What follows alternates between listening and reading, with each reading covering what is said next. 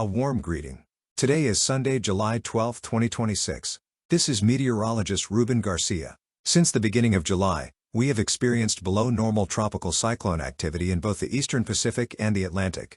However, in the case of the Eastern Pacific, a considerable increase in tropical cyclone formation is expected during the coming weeks. In fact, the National Hurricane Center has highlighted several areas of interest for tropical cyclone development.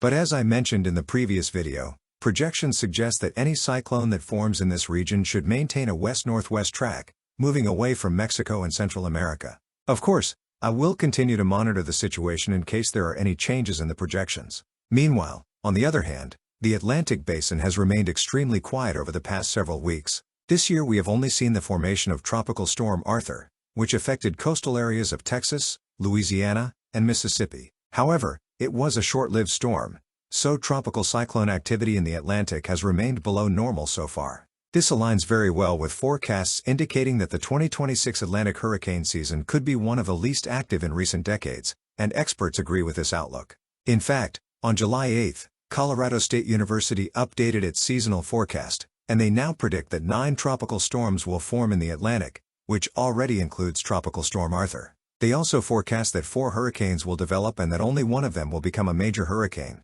meaning Category 3, 4, or 5. In addition, they forecast 50 accumulated cyclone energy units, whereas the normal value is 123. This means that not only are we expected to have few tropical storms and hurricanes, but they are also forecast to be short-lived. When we compare this with the forecasts published in April and June, we have seen that Colorado State University has continued to lower its expectations for Atlantic tropical cyclone activity. And of course, this is mainly because we have the El Niño phenomenon, which continues to strengthen and is projected to become the strongest El Niño on record during the months of November and December. In fact, in the Niño 3.4 region, sea surface temperature anomalies already exceed 2 degrees Celsius above normal, which means El Niño is now so strong that we consider it a super El Niño. In addition, as you can see, we have never observed anomalies this high for this time of year in July, which increases the probability that El Niño will continue strengthening and eventually become the strongest El Niño on record. In fact, the latest projections from specialized models,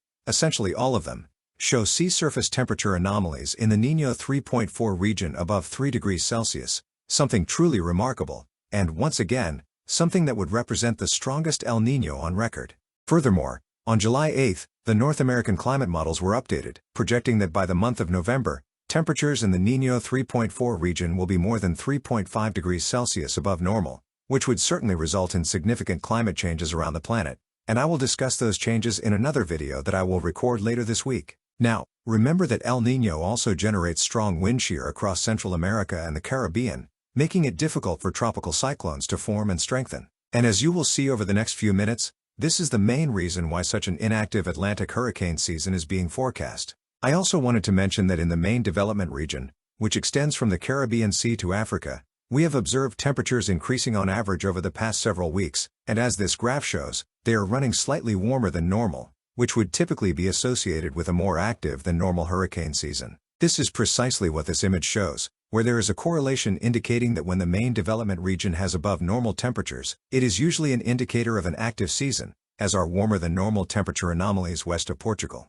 Interestingly, the area west of Portugal is also currently experiencing above normal temperature anomalies. And although this correlation could suggest a more active than usual season, other factors will be offsetting this effect. As you will see, it is not limited to the wind shear associated with El Niño. For example, I wanted to mention that the Gulf of Guinea is currently experiencing cooler than normal temperatures, which could result in the phenomenon we know as the Atlantic Niña. This band of below normal temperatures tends to interfere with tropical cyclone formation coming off Africa.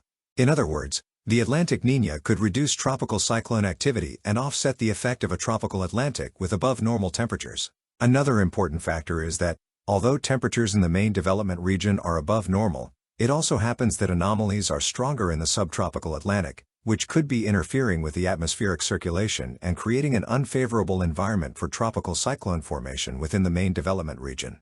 On the other hand, and as is typical for the month of July, during the past several weeks we have seen high concentrations of Saharan dust across the tropical Atlantic, which has helped keep tropical waves relatively weak as they move across the Atlantic. During the past 5 days, Saharan dust concentrations have reached average values for this time of year between the Caribbean and Africa.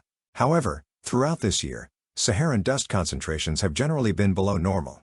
And although this could be an indicator of more favorable conditions for tropical cyclone formation, on the other hand, it could also be an indicator that the easterly jet over eastern Africa is weaker, and this is associated with tropical waves that are weaker than normal. Now, regardless of the mixed indicators that I have discussed over the past several minutes, the most important factor is that the El Niño phenomenon will continue generating strong wind shear across the Atlantic. In addition, it will favor tropical cyclone formation in the central and eastern Pacific, creating truly unfavorable conditions for development in the Atlantic. In fact, during the past several weeks we have observed wind shear well above normal across Central America and the Caribbean, and model projections continue to show a belt of above normal wind shear extending across Central America, the Caribbean, and areas east of the Lesser Antilles. And this is precisely why the models do not show tropical cyclone development during the next 15 days. I should mention that at times we could see some windows of tropical cyclone development in the area near the southeastern United States. On the other hand, Colorado State University also states that the distribution of projected sea surface temperature anomalies for the months of August, September, and October, that is, the peak of the Atlantic hurricane season, resembles the conditions that occurred during these years, all of which resulted in below normal Atlantic hurricane seasons. In fact, Colorado State University notes that, on average, those hurricane seasons produced only 9 tropical storms, 3 hurricanes, and 1 major hurricane, which is very close to Colorado State University's current forecast. The El Niño phenomenon will be responsible for continuing below normal precipitation throughout the entire main development region. This is the projection for the peak of the season, which is an indicator that hurricane activity in this region will be below normal. In fact, the model shows above normal precipitation anomalies in the southwestern Atlantic and across the northern and northeastern Gulf of Mexico. This is likely where we will see the greatest concentration of tropical cyclones during this year. In fact, during the next 10 days, some long-range models indicate that areas of low pressure may develop in this region.